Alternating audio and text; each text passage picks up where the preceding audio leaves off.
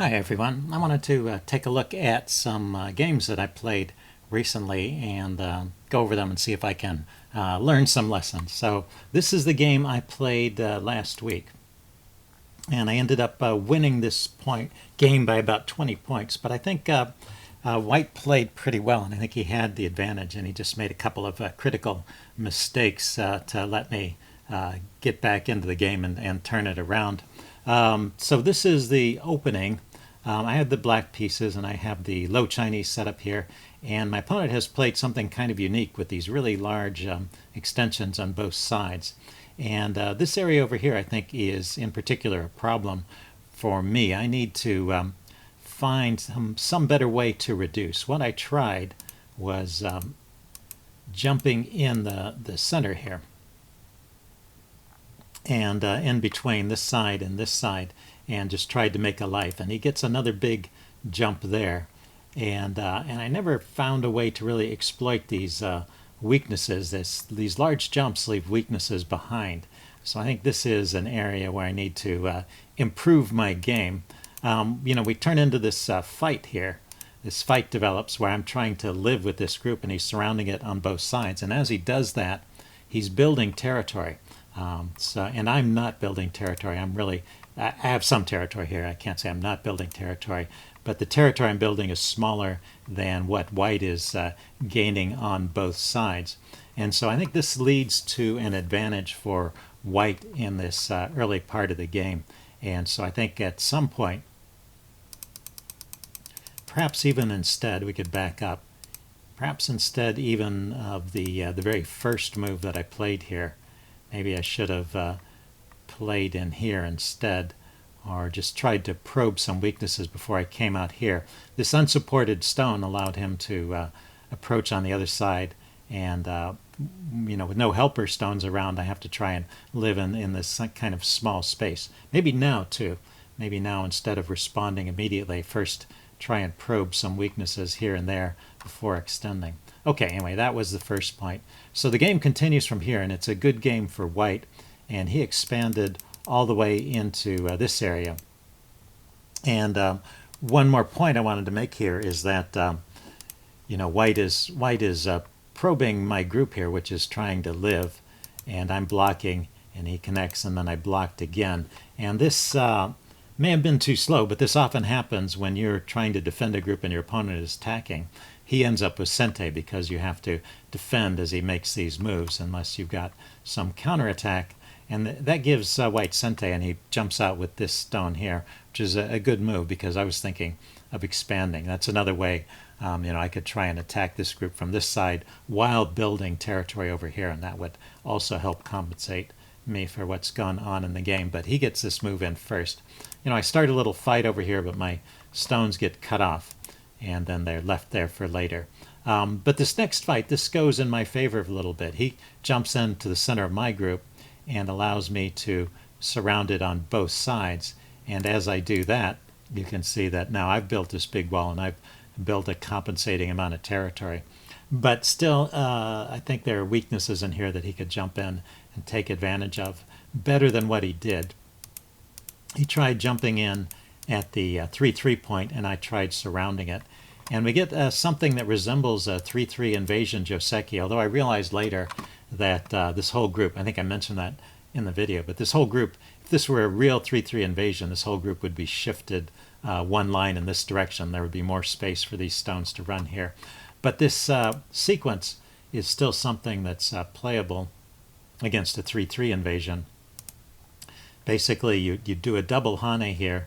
White Ataris this stone, you connect, and then White can capture this stone, and you can capture these two, and that works with the 3-3 invasion as well. The only difference here is that, it's obvious those stones are captured, but even if this were shifted forward one line and there was an extra line of space on this side, those stones still can't escape. So what does White get? This is still considered, in general, if you forget the rest of the board, in general this is considered an okay outcome for White because he gets this shape here, which is known as a panuki. This is the shape you get after you've captured a stone, where you've got these four stones. They're in a star formation. It gives a lot of strength to White in this direction. But in this particular case, I've got this black wall here, so it really can't expand very far. So let's see what he did. He expanded once. I think this group can live now. Let's see. I tried to stop it this way from expanding further, and he played here, and that protects this cut. If I want to try and kill this group, I have to play here right now, and then that would let him expand this way, or perhaps this way into my territory some more. So I'm not entirely sure that's a good trade-off. It depends on how effectively I can stop these groups from spreading. So what I played was, I think, probably okay. I stopped it here, tried to stop it from extending, and right now he can live just by playing here. And I think this is kind of instructive. This shows how strong the shape is in a way, that only with a couple of extra moves he's able to turn into a completely living shape. The point is, there's an eye here and an eye here, the eye at A14 and the eye at B15. And I can't really turn either of them into a false eye. Say I want to come in here, he can capture that and then fill in. So basically I have to kind of creep in here. Well, let's try that. I go directly here. He captures. I go here. He fills in. Now I need to come here to turn that into a false eye, but he can't. He can just capture that stone. If I come here, he fills in, and now we see this this shape that's alive. There's two eyes, and there's these two groups which are solid. They're not connected to each other, but they're solid groups that are all connected internally. And they both are looking at both eyes. So that's a condition for two solid eyes, no false eyes there. So it's alive, but it's surrounded. So that's I think the best white could get from that invasion, and that's what I was hoping to do. I was hoping just to confine that invasion and maintain, the territory that I've got on this side and over here, as well as the corner, and just limit the damage from the invasion. So in the game, let's see, we continued on. Just wanted to show how easy it was for that shape to live. And I'm blocking over here.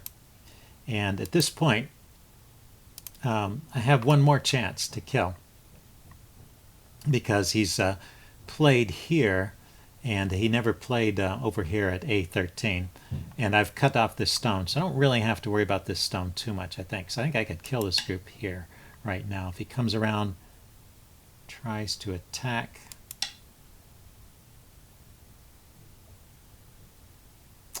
I don't know, I might have to give up those two stones to make sure I get this one, which would allow him to creep in a little bit.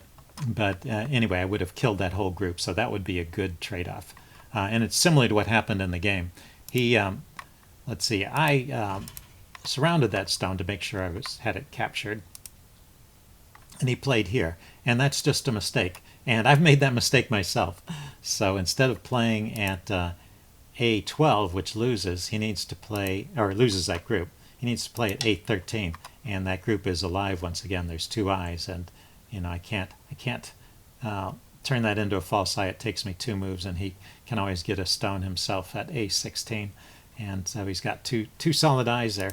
But just by doing this Hane here and trying to extend one step too far, then I have the throw-in. And now this group is dead because there's no longer an eye there. It's been reduced to 1 eye.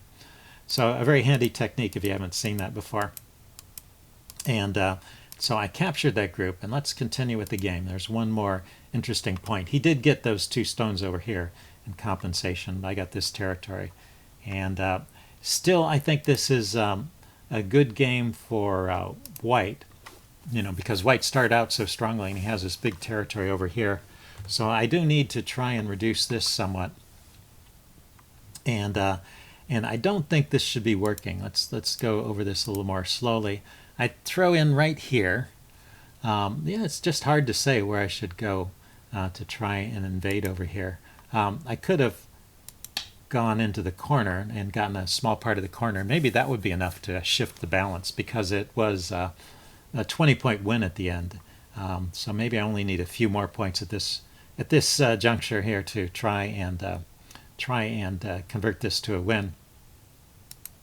But I think if white gets all of this territory, it's still an advantage to white. So I need to take out some of that.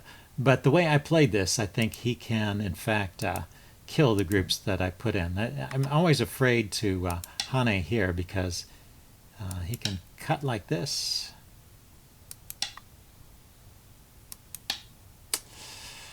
What can I do? Maybe that gives me some stones over here. Maybe that's worthwhile.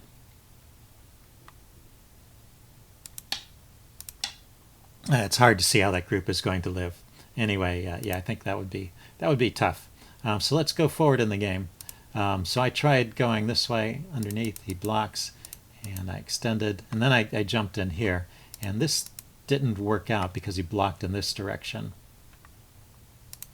And I don't have a lot of space to run, but I got another stone here, and I'm hoping to connect up underneath. So I get all of these stones, and well, I've got something that looks like an eye shape here.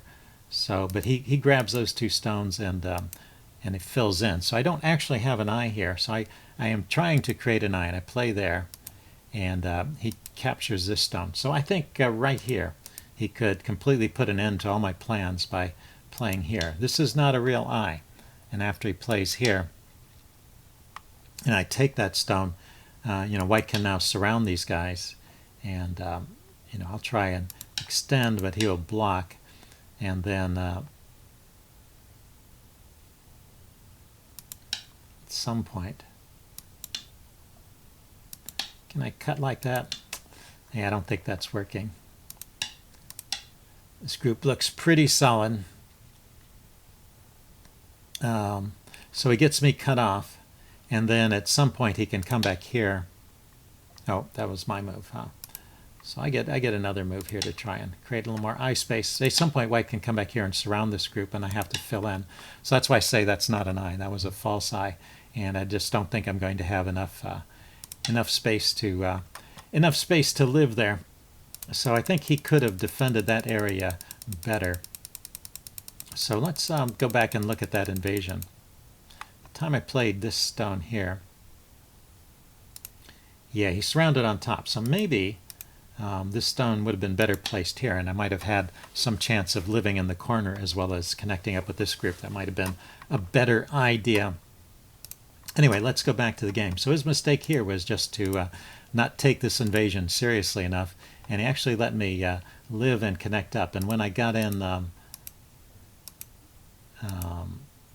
where was it? That move. Yeah, this actually is an eye now, and towards the end I wasn't sure if this group was still alive, but in fact, go all the way to the end of the game. He tried some invasions inside my territory, and I managed to hold him off.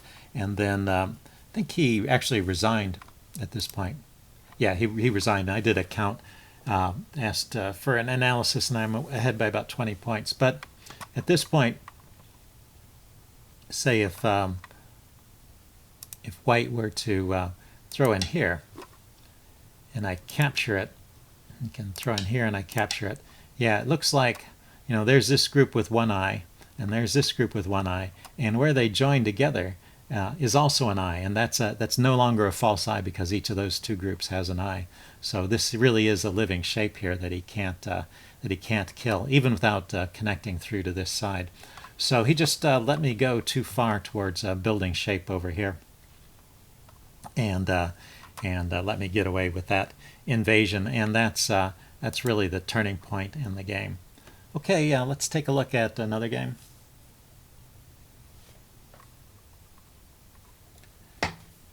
The other game I wanted to look at was from 2 weeks ago, and there are a couple of very interesting invasions in this game, so I thought that would be worth taking a look at. I ended up winning this game by 10.5 points, but I think I think my opponent played pretty well. He just let me get away. This was the game with the two huge walls. He let me get away with building more territory in the center than I should have been able to. So the first thing I wanted to comment on, though, was this approach. It's a low approach to a stone that's on the 3-4 point.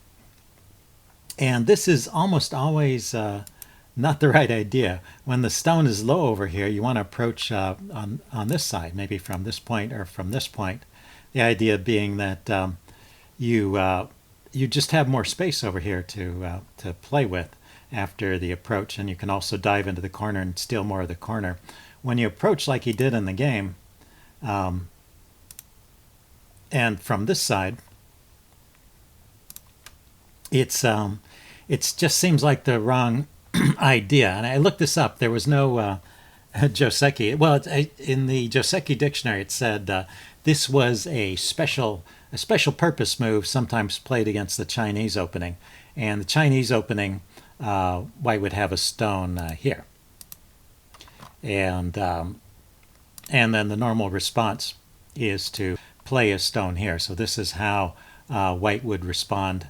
Let's see, I'll put that marker back there, and there would be a stone here to remind you. And then black backs off. And I guess the idea is that black is sort of giving this territory to white, but maybe hoping in exchange to build something on this side of the board. Anyway, it's just not considered in general to be a good move, this approach. And two common responses were either to to play here or to play here, and basically just try and defend this corner. I guess, and the most popular by far was this one, usually in combination with the Chinese strategy where you're building territory on this side of the board, but you've kind of defended this corner against any kind of encroachment. The way I played, in a way, maybe it makes it a little bit easier for black, because it's sort of encouraging black to fight. And if this turns into a fight, then maybe black can get something out of it. Although he didn't fight, he just backed off. But it left me with the weakness later that that black was able to invade here successfully. So I thought that was kind of an interesting point. And so I think if I was faced with that again, with this low approach, well, first of all, I wanted to point out to you guys that that's kind of the wrong direction from the approach. You want to approach from this side. But if someone does this to you, then a perfectly valid response is just to back off here and take this big corner and just say that you're better. You got a larger than usual corner in response to this approach, and he can't really undercut you very easily either. So you should be happy with this approach, I guess. Anyway, let's go back to the game. Let's fast forward a little bit because I wanted to get to the point where the invasions start. My group, I think this group over here, this game from 2 weeks ago, you can listen to the live commentary if you're interested. It seems to be in a little bit of trouble, and I somehow managed to escape, so I think he kind of let me off the hook a little bit, or at least he didn't get as much out of this as he could have. Sometimes when you're harassing a weak group, you can get a big wall. What he got? Well, he got a big corner, so it's not like he got nothing from harassing this group. He got a big corner. He got a chunk of this side. But I ended up getting this side over here. These stones are dead. They've been captured. I just haven't taken them off the board, but they can't escape, at least not at this point. Not without some help from the outside. So I'm just leaving them there and playing elsewhere. So, I think I probably got more out of that than I really should have. And then this part, I think he misplayed, where he let me build this wall on the outside here and another wall here, and I was eventually able to turn this into a pretty decent chunk of territory. And since I won this game by 10 points, this is more than 10 points here, so that could very easily be the margin of victory right there, because he's done some good things. He's got this corner, a little bit of the side here, and this is not so great, but it does break me up and prevent me from getting a big side. But what he does well is this invasion later. Well, he expanded this corner. That's pretty good, and he broke up the center here, so I can't get a lot of territory more in the center. But let's fast forward to the invasion. Yeah, here's the invasion. And I think at the time I was not really fearing an invasion over here. I thought it could be easily contained and perhaps couldn't even go anywhere. But there is lots of space, so it's interesting to see how he proceeded with the invasion. He takes a point here, which is not directly touching any of my stones, but it's looking at some of the weaknesses here. Maybe he can build a wall and build territory in the corner. So I decide to shut him out from the corner, and then he makes a diagonal move this way. This keeps his stones connected, and it's also looking at another weakness in my group. So I try to counterattack here, and I peep at this hole here, and he ignores that. Yeah, So he allows me to cut those stones apart, and he just sacrifices this stone, which is often a good idea. If you can make your invasion work by just sacrificing a single stone, that's an excellent trade-off. The stone doesn't really cost you anything because I have to place some moves to capture it anyway. It may end up costing me more than it's worth to capture that stone. And in the meantime, black continues to invade here. I still thought there was not enough room for him to live, but I have to try and confine it somehow. If I come on this side, then definitely black could live in the corner, and probably this would have been the best way for me to play, because in a shape like this, he's alive and he's got 4 points of territory there, and he's taken away, I don't know what, there's 8, there's 5, yeah, 8 plus 12. He's taking away, 8 plus 4 is 12. He's taking away 12 points of my territory and gained 4 points of his own territory. So that's a 16-point swing. So that's pretty good. Plus, I lose these points for all these stones that I played around here. So that was a good invasion, but that would have been the best way to deal with that invasion. I think that invasion is going to succeed, and I was trying a little too hard to kill it. And so when I block on this side, he expands out this way, and I leave these weaknesses where he can cut. And this is a nice move. This attacks, it's these 2 stones, and when I save them, he can attack that stone. And so now he's alive, and he's expanded quite a bit in this direction, and so he got more out of that. Let's see, we can look at the final outcome here. He's alive over here, and he got 1, 2, 3, 4 points of territory. Say if he fills in there, 1, 2, 3, 4, 5, 6, 7, 8, 9, 10, 11, 12, 13. Yeah, 4 and 13. So he took away 17 points. So that was a better and more successful invasion than if I had simply blocked from the other side. If we go back, the best way to deal with that invasion would have been to block on this side and keep him confined to the corner, block on this side, and try and keep that small and try and keep this territory here. Okay, so anyway, let's go back to the game. And then there was one more invasion, which he played very well, I thought. So let's go forward. We were just kind of filling in. And I thought, pretty much we were just neatening up the borders at this point. And then suddenly at this point, yes, he started throwing some stones in here. And I really did not think this could work. I mean, he started just kind of scattering stones in here, seemingly at random. But looking at this, I mean, it's a big area, and there are these little weaknesses. He's still got this stone here that he can try and activate, so that's a potential resource. And there's various cutting points around the edges. This is a group of 3 stones. It's got 2 cutting points. There's a cutting point here. So yeah, this corner was kind of weak, and he started in the corner, and I'm trying to confine him, and he's peeping at these connections, and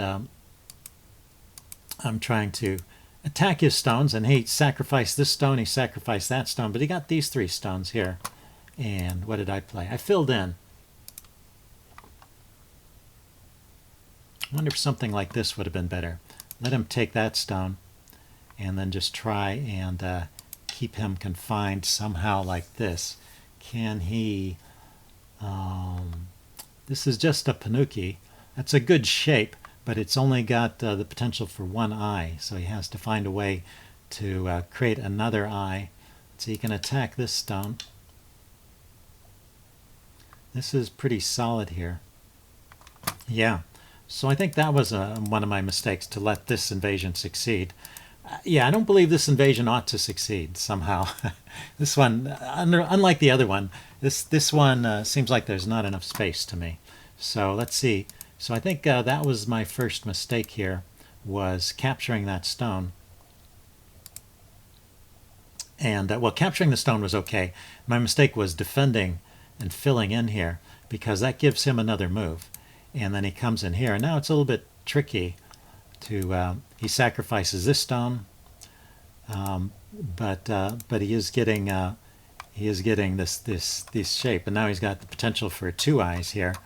And let's see, I could have attacked from this side, but he's starting to look at these weaknesses here. for example, this stone over here, even though it's a stone that I can capture at any time, it is taking away liberty from this group at the moment, and he potentially is threatening to capture these stones if I'm not careful. Let's see, if he could play here, I could connect here, and then he can capture there. Yeah, so there is a threat right there. Yeah, he plays here, he pushes here, and those stones are under Atari.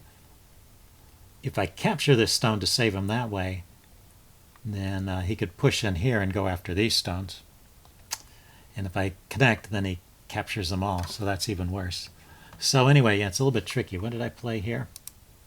Yeah, I just blocked, and then he got another stone in there.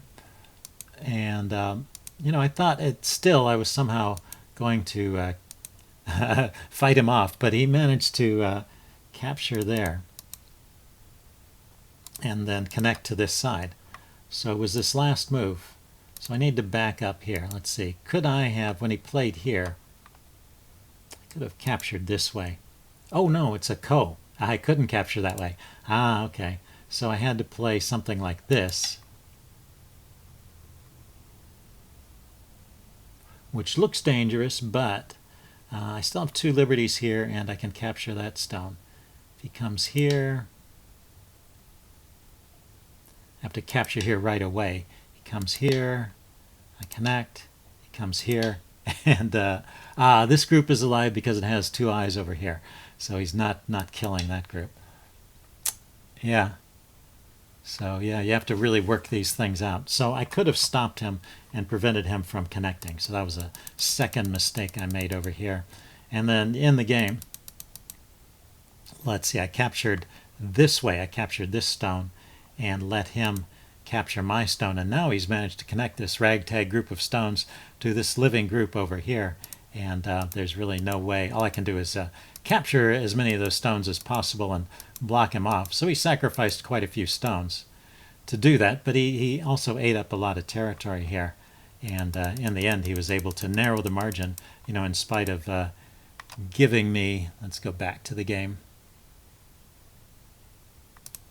In spite of giving me these points here, let's see, 1, 2, 3, 4, 5, 15, 16, 17, 18, 19, 20, 21, 22, 23. Yeah, he gave me 23 points over here, and I only won by 10 points. So you know, it shows the importance of some of a good invasion. So anyway, learn to practice your invasion skills and also learn how to fight back against those invasions. I guess that's my moral for this week.